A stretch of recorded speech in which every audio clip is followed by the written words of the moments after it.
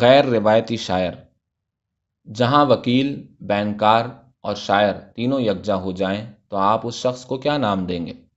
یقیناً آپ کسی مخمصے کا شکار ہو جائیں گے اور بر وقت فیصلہ نہ کر پائیں گے کہ ایسے ذی روح کو کس نام سے پکارا جائے۔ آئیے میں آپ کی اس مشکل کو آسان کر دوں کہ شاعروں اور ادیبوں کی برادری اس شخص کو مظہر جمیل کہتی ہے کہ موصوف صاحب جمال ہیں اور حسن پرست بھی، خوبصورت شعر کہتے ہیں اور کئی کتابوں کے مصنف ہیں، ڈاکٹر اعزاز نذیر کے برادر نسبتی ہیں۔ اشتراکیت کی لت ڈاکٹر موصوف ہی نے ان کو لگائی تھی، سو مظہر جمیل ابھی تک اس کے ایڈکٹ ہیں۔ اب وہ یہ لت دوسروں کو لگاتے ہیں۔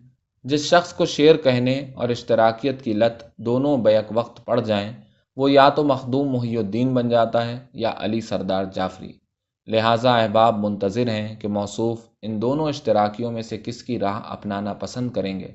استاد حسن حمیدی اگر باقاعدہ حیات ہوتے تو یہ مخمصہ بھی تمام ہو جاتا کہ حضرت حمیدی مظہر جمیل کو کسی مقتل میں لیے بیٹھے ہوتے اور وہاں دونوں مل کر ظالموں کا مینارہ استخاں تعمیر کر رہے ہوتے کہ مرحوم اس کام میں ید طولہ رکھتے تھے۔